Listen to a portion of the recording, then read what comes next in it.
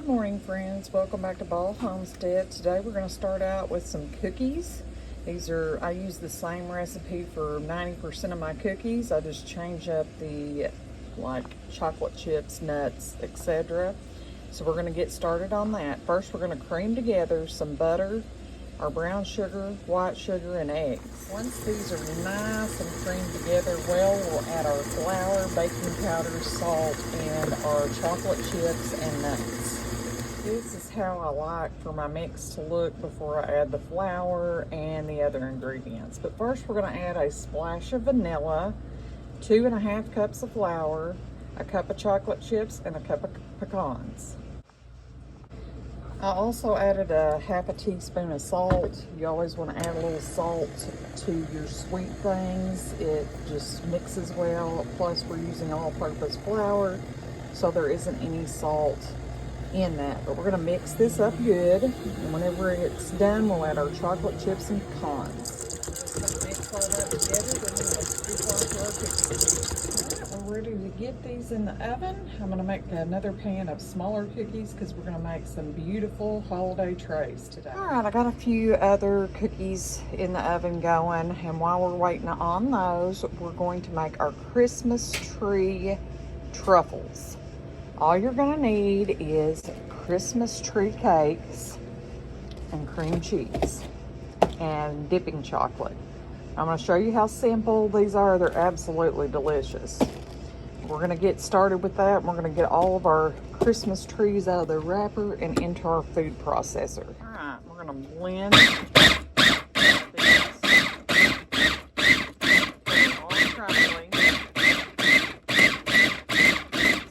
Crumbly. We're going to add a 8-ounce block of cream cheese. I have 2 boxes of the Little Debbie Christmas tree cakes in here. There's 5 per packs, but for a full recipe you will need 2 boxes. Now we're going to put an 8-ounce block of cream cheese in here and blend it together. On my second batch, I just added half of that amount of cream cheese and they turned out so much better. The dough is perfect. The first time it was a little bit wet. I went ahead and balled them up, as you can see, but I like the consistency with the 4 ounces of cream cheese versus the 8 ounces. For all my candy and truffles, I don't chill it, but I have been doing this a long time. So if you don't feel confident of dipping it in your chocolate and getting it out, you might want to chill your candy for a minute.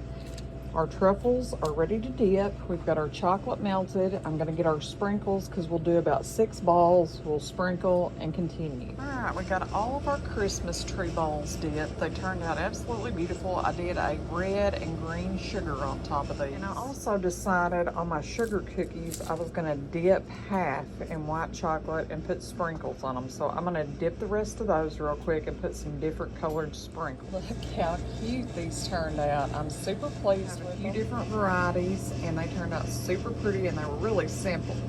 So just dip half your cookie in chocolate and put sprinkles on. All right, peanut butter balls. All this is a couple cups of peanut butter and a stick of butter mixed together. Now we're going to add powdered sugar until it makes a perfect consistency for us to make balls. I'm going to start out with about 3 cups of powdered sugar and blend that in, and we'll go from there. As you can see, this is the perfect consistency. We're just going to get all these made up into balls, and we'll get them dipped in some milk chocolate. All right, now we're going to blend these Oreos up. I just took some off-brand Oreos, a whole pack. We're going to blend that up till it's crumbs. We